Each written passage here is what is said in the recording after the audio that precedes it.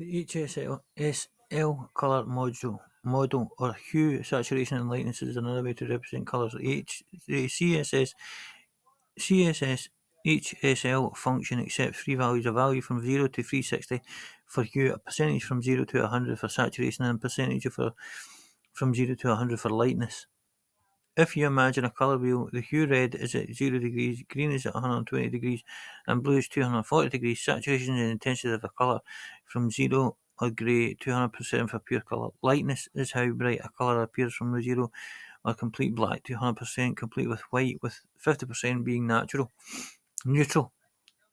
In the dot blue CSS, we'll use the HSL function to change the background colour property to pure blue, set the hue to 240 saturation to 100 and lightness to 50.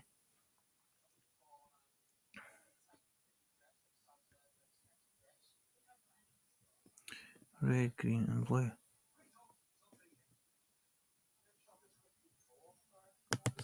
So I think it's 100%.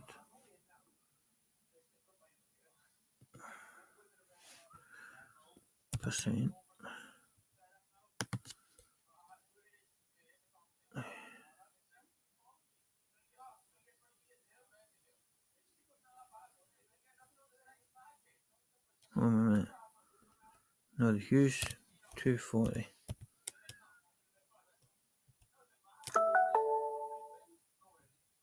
No, a minute. 240. There's no percent. 240.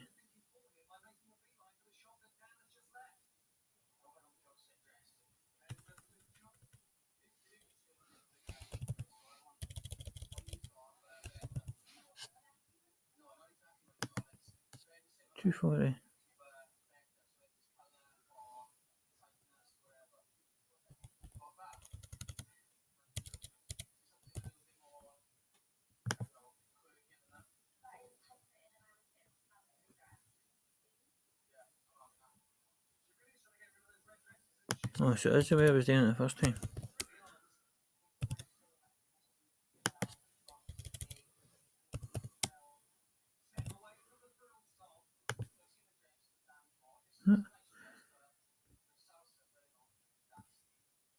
Ah. Yabba dabba do. You need to change RGB to HSL because it's hue, obviously. You've learned a few ways to set the flat colours in CSS, but you can also use a colour transition or gradient on an element. A gradient is when one colour transitions into another. The CSS linear gradient function lets you control the direction of the transition along a line in which colours are used. One thing to remember is that the linear gradient function actually creates an image element and is usually paired with the background property, which can accept an image as a value. In the .red CSS rule, change the background colour property to background.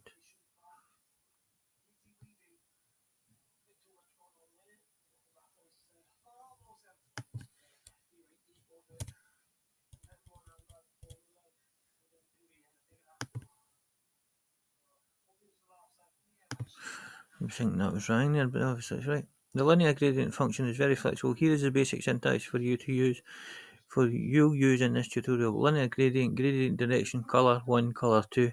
Gradient direction is the direction the line used for the transition. Color 1 and color 2 are the color arguments, which are the colors that we use in the transition itself. These can be any type of color, including color keywords, hex, RGB, red, green, blue, or HSL, hue, saturation, and lightness. Now you'll apply a red to green gradient along 90-degree line to the first marker. First, in the red CSS rule, set the background property to the linear gradient.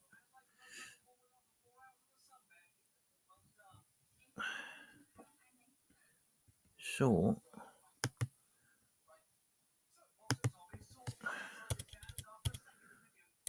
we need colon linear gradient